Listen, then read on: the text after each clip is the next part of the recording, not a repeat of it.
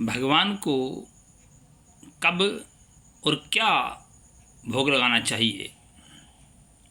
वैसे तो प्रायः भोजन का या भोग का समय प्रातः और सायं 2 समय ही होता है, और एक बार दूध रात को सोते समय या उससे थोड़ा सा पहले 3 बार हम भोग लगाते हैं और लगाना चाहिए।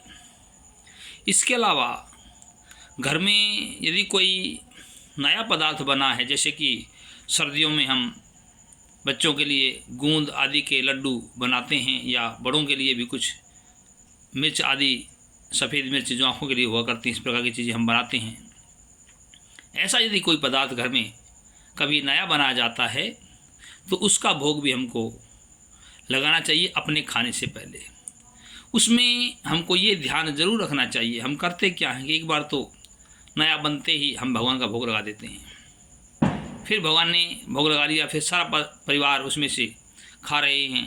अगले दिन, क्योंकि वे लड्डू एक दिन के लिए तो बने नहीं हैं, वो तो कई दिन तक चलेंगे, तो फिर हर रोज़ उसी में से पहले सुबह भगवान का भोग लगा दिया, फिर प्रसाद के रूप में या बच्चे खा लेते हैं और भी उसी में से खाते रहते हैं। ये ठीक नहीं है।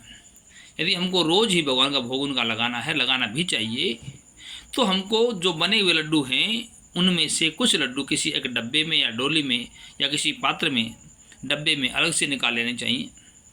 हमने माना कि 100-150 लड्डू बनाए हैं, तो 20-30 लड्डू हमको अलग से निकाल लेने चाहिए, वो भगवान के भोग के लिए हैं। ये नहीं कि जिस पात्र में से हम खा रहे हैं, जो पात्र हमने अपने बड़ा बनाया है, उसी में से हम भी रोज़ खाते रहें और भगवान का ही भोग रोज़ लगाते रहें, ऐसा नहीं करना चाहिए। आजकल हो क्या गया है, घरों में अक्सर देखा जाता है कि हम यदि अपने खाने के लिए बच्चे घर में चाउमीन, बर्गर, डोसा, मोमोज, इडली ये मंगाते हैं, या कोई जन्मदिन आदि है तो केक मंगाते हैं, उसको भी भगवान का भोग लगाते हैं। ये ठीक नहीं है। ये तो देखा जाए भगवान के लिए पदार्थ क्या है। किस घर में कई बार कोई ऐसी चीज़ आती हैं जो हमारे दादा, माता, ताऊ आदि को ठीक नहीं है, जैसे समोसा आदि मंगा लिया, बड़े आदमी कह देते हैं ये हमारे लिए ठीक नहीं है, हमारे को नुकसान करेगा, हमको खांसी हो जाएगी इत्यादि। जब हम उनका ख्याल करते हैं तो भगवान का भी ख्याल करो कि ये चीज़ ठीक वास्तव में नहीं है। ये ठीक तो बच्चों के लिए भी नहीं है। बच्चों का मन नहीं मान रहा है, वो अपने आप को आत्मनियंत्रण या सेल्फ कंट्रोल कहीं नहीं कर पाते हैं। लेकिन भगवान का भोग ऐसे पदार्थों का जो अपवित्र हैं, अशुद्ध हैं, नहीं लगाना चाहिए।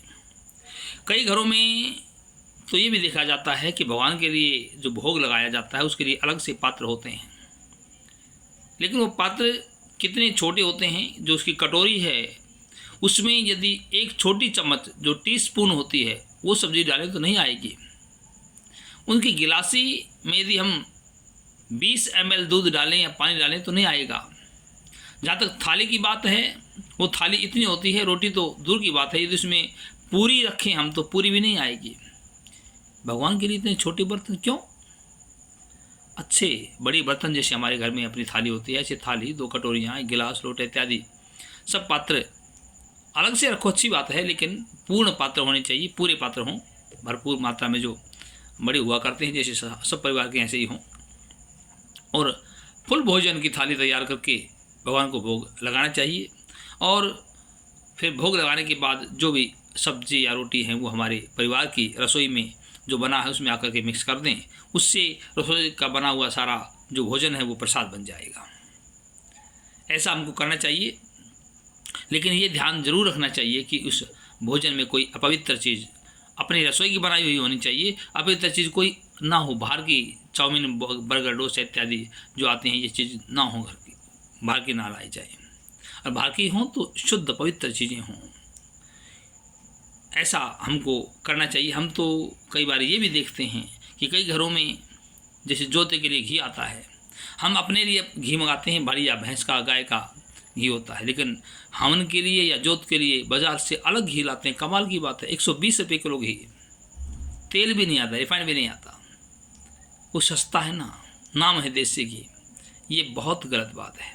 जो हम खाते हैं उससे हो सके तो कुछ ना कुछ अच्छा, ना उससे घटिया तो नहीं होना चाहिए, बढ़िया पदार्थ ही होना चाहिए।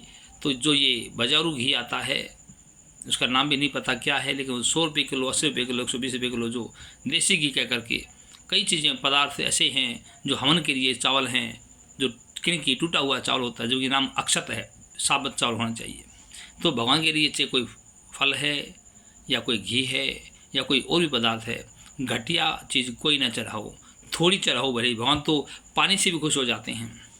लेकिन अपनी सामर्थ्य है तो बढ़िया ही चीज़ लाए, सामर्थ्य ना है तो घटिया ना लाए, बढ़िया बेशक ना लाए लेकिन घटिया भी ना लाए। राम राम।